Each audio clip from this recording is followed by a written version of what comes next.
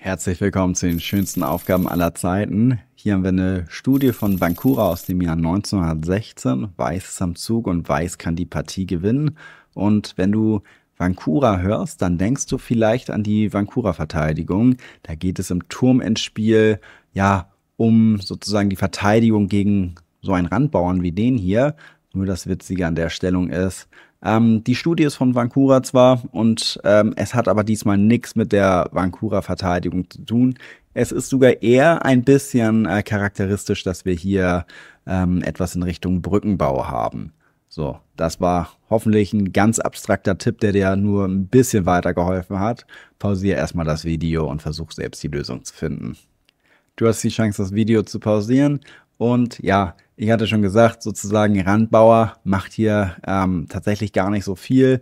Tatsächlich ist es so, wir werfen den sogar einfach über Bord, sagen A6 Schach, König schlägt A6 und haben erreicht, dass der König einfach ein bisschen weiter weg steht, weil wir wollen am Ende mit diesen Bauern hier gewinnen. Und wir fassen einmal zusammen, ne? Wenn es heißt, Weiß gewinnt die Stellung oder Weiß gewinnt die Partie, bedeutet es ja im Umkehrschluss nichts anderes, wenn Schwarz es schafft, in irgendeiner Stellung mit diesem Turm diesen Bauern hier zu schlagen, dann hat er ja schon das Remis sicher und genau, dann sollte hier eigentlich nichts mehr passieren. Sprich, das müssen wir mit Weiß verhindern und der offensichtliche Versuch von Schwarz ist ja hier Turm nach E5 zu ziehen, sprich, wir verhindern das mit einem Läufer nach F4. Schwarz kann eben nicht auf E5 mit seinem Turm. Aber Schwarz wird sich denken, okay, es gibt noch sehr viele Möglichkeiten hier, diesen Bauern hier wegzuschlagen. Und wenn ich auf H1 ziehe, ja, dann eröffnen sich mir eben ein paar Möglichkeiten. Beispielsweise Turm nach E1 mit, ja, mit dem Auge auf diesen Bauern hier.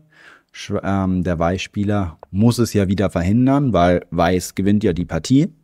Läufer nach G3 verhindert eben hier auch den Einzug des Turms auf E1. Und jetzt spielt Schwarz hier den etwas ja, schwierigen Zug Turm nach F1. Und die Idee ist klar, ne? Turm nach F3 vertreibt den Läufer und da hat der Läufer auch keine Chance mehr hier das Feld E3 ja, rechtzeitig zu verteidigen. Deswegen, ja, Weiß muss sich hier was anderes einfallen lassen. Und der König kann zufälligerweise auch gar nicht mehr auf die F-Linie, weil der Turm da steht. Und so ist der einzig richtige Zug. Ja, König nach D7 oder nach D8. Es ist König nach D8. Das ist der richtige Zug. Auf König D7 relativ simpel. Turm F7. Dann ist der Bauer gefesselt, wird im nächsten Zug geschlagen und Weiß kann seine Siegpläne ja leider begraben. Deswegen König nach D8, einzig richtiger Zug. Und ja, jetzt wird es natürlich ein bisschen knifflig für den Schwarzspieler. Weiß droht hier die Bauernumwandlung und Schwarz hat nicht wirklich gute Möglichkeiten hier, das zu verteidigen. Ne? Turm nach E1 schlägt der Läufer. Turm nach F3 ist einfach zu langsam, ne? Weil Bauer marschiert hier sofort durch. Einziger Zug, der das noch hinauszögern kann, Turm nach D1 Schach.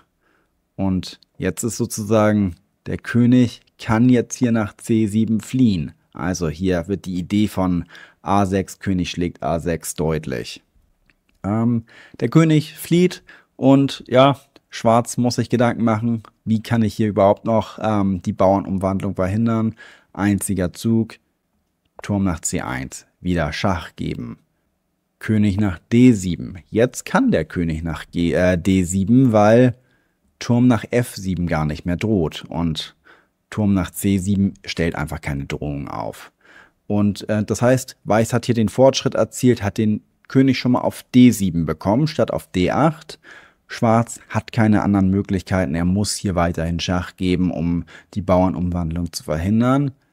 Jetzt kommt König nach E6 und ja, jetzt ist hier so ein bisschen die Sache, jetzt der Bauer kann durchrennen. Der Turm hat nicht mehr wirklich die Möglichkeiten, den Bauern aufzuhalten. Und ich habe ja gesagt, das hat so ein bisschen das Motiv Luzerner Stellung, Brückenbau, das kommt hier zum Tragen. Wenn Schwarz sich jetzt hier denkt, ich spiele Turm nach E1, dann wissen wir natürlich, Dieser Läufer, der kann den Turm schlagen, Weiß rennt mit dem Bauern durch und alles ist gut. Aber tatsächlich könnte Weiß hier auch einfach den ja, sehr charmanten Zug machen und sagen, Läufer nach E5, und damit hat man so ein bisschen hier die, für die Leute, die den Brückenbau kennen, normalerweise wäre das hier ein Turm und man hätte mit dem Turm den König abgeschirmt, um die Bauernumwandlung hier voranzubringen. Und so könnte man das eben hier auch machen. Läufer nach E5 und Schwarz hat keine Möglichkeiten, diese Bauernumwandlung hier zu verhindern. Weiß gewinnt die Partie. Und ich zeige nochmal die Startstellung. Zwar aus dieser Stellung hier, in der das, finde ich, alles andere als offensichtlich war, dass Weiß hier in dieser Figurenkonstellation den Sieg holen kann. Hast du es gefunden? Das würde mich interessieren. Und ich habe dir eine weitere Aufgabe verlinkt. Die müsste hier verlinkt sein. Und auf dem Weg zum Klicken auf dieses Video, lass gerne nochmal ein Like da. Das hilft mir und das freut mich ungemein. Und ansonsten würde ich sagen, sehen wir uns im nächsten Video wieder.